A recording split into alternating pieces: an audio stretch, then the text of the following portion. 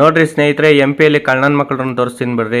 ಅಗಲ್ ದರೋಡೆ ಮಾಡೋ ನನ್ನ ಮಕ್ಳು ಇವರು ಕಮ್ಮಿ ಆದವರಲ್ಲ. ಆರ್ ಟಿ ಒ ಎಲ್ಲ ಮುಚ್ಚಿದ್ರು ಕೂಡ ಲಾಸ್ಟ್ ಕಿತ್ಕೊಂಡು ವಸೂಲಿ ಮಾಡ್ತಾವ್ರೆ. ಫಸ್ಟೆಲ್ಲ ರೋಡ್ ಸೈಡೆಲ್ಲ ವಸೂಲಿ ಮಾಡ್ತಾಯಿದ್ರು.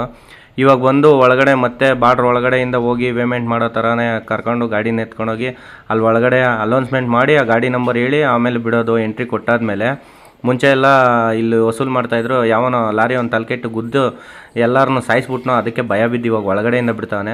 ಮತ್ತು ಈ ಟೋಲ್ ಗೇಟ್ ಹತ್ರ ಬೇರೆ ಈ ಪೊಲೀಸವ್ರು ಬೇರೆ ನಿಂತಿರ್ತಾರೆ. ಅವ್ರಿಗೆ ಎಂಟ್ರಿ ಕೊಡಬೇಕಂತ ಏನು ಕೊಡೋ ಅವಶ್ಯಕತೆ ಇಲ್ಲ. ಮಹಾರಾಷ್ಟ್ರಕ್ಕೆ ಬಂದು ಎಂಟ್ರಿ ಎಲ್ಲ ಒಳಗಡೆ ಮತ್ತೆ ಕಾಟ ಹಾಕಿ ಅವನ ಹತ್ರ ಸಪ್ರೇಟು ಒಂದು ಸ್ಲಿಪ್ ಕೊಡ್ತಾನೆ. ಆ ಸ್ಲಿಪ್ ಇಸ್ಕೊಂಡು ಎತ್ಕೊಂಡೋಗಿ ಕೊಡಬೇಕು, ಅಲ್ಲಿ ಎಂಟ್ರಿ ಕೊಡಬೇಕು.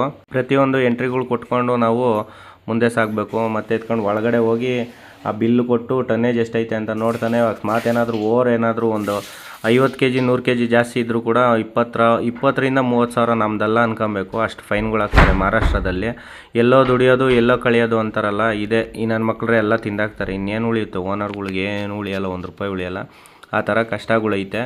ಮತ್ತು ಯಾರೋ ಗಾಡಿಗಳು ಹಾಕ್ಬೇಕು ಅಂತ ಇದ್ದೀರಾ, ಗಾಡಿಗಳು ಹಾಕ್ಬೇಕು ಅಂದರೆ ಒಂದು ಸ್ವಲ್ಪ ಆಲೋಚನೆ ಮಾಡಿ ಬೆನ್ನಿಂದೆ ಯಾರಾದರೂ ಗೊತ್ತಿರೋರು ಇದ್ದರೆ ಮಾತ್ರನೇ ಹಾಕಿ, ಇಲ್ಲ ಅಂದರೆ ಕಷ್ಟ ಐತೆ. ಅಲ್ಲಿಂದ ಮುಗಿಸ್ಕೊಂಡು ಇದು ನೋಡ್ರಿ, ದನ ತಿಂದಂಗೆ ತಿಂದು ಹಂದಿ ಬೆಳ್ದಂಗೆ ಬೆಳೆದವನಲ್ಲ ಈ ನನ್ನ ಮಗನು. ಚಮಚ ಅವನು, ಆಟಿ ಹೋದವನು. ಸಿಕ್ಕಾಬಟ್ಟೆ ಟಾರ್ಚರ್ ಕೊಡ್ತಾರೆ. ಈ ಚಮಚಗಳ್ದಂತೂ ಹೆವಿ ಟಾರ್ಚರ್ ಇರುತ್ತೆ.